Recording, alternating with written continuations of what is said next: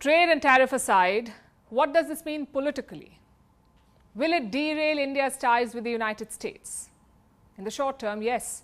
We are seeing that happen in front of our eyes. Trump is insulting India, he's striking deals with Pakistan, he's tariffing us, so clearly the ties are being derailed. The obvious question is why?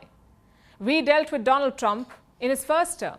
He had a great equation with New Delhi, so what has changed now? Mainly two things. One, like I said before, Trump wants a lackey, but India refuses to be one. And secondly, Trump has become more transactional. His second term, in fact, has been defined by that. Want US weapons? Give Trump a big Boeing plane. Want US money? Nominate him for the Nobel Peace Prize. Want US military aid? Sign off your rare earth minerals.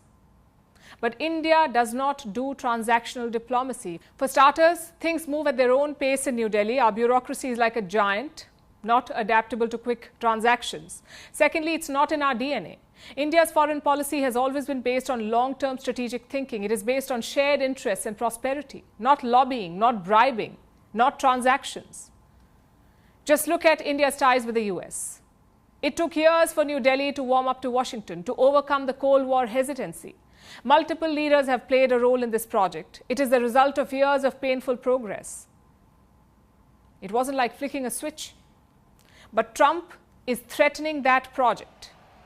What's even more worrying is this: there is no pushback from other power centers. US lawmakers have criticized Trump's handling of Canada. They have questioned him on NATO and Brazil, but on India, there has been silence.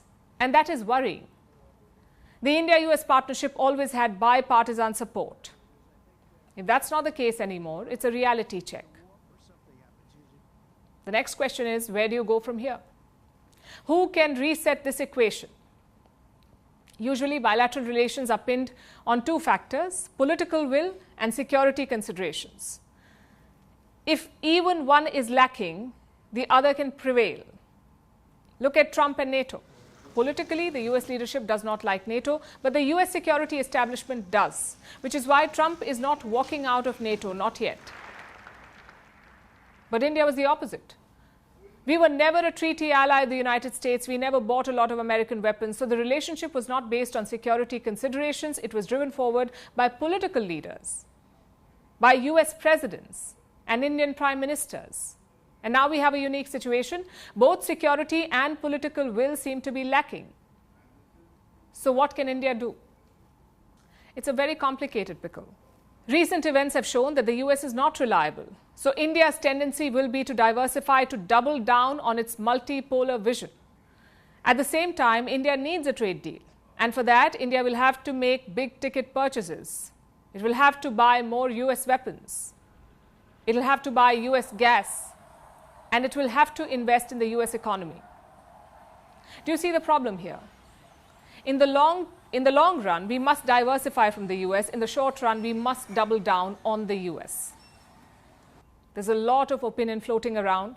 Some analysts say that this is the worst moment in 25 years of India-US ties. Others say that India should turn to China, basically speed up the reset as leverage. I'm afraid there are no easy choices here. On the one hand, you cannot give up such a relationship overnight. On the other, you have to be realistic. Whatever path India chooses, it must do so with conviction. In this tumultuous world, there is no place for half-hearted bets.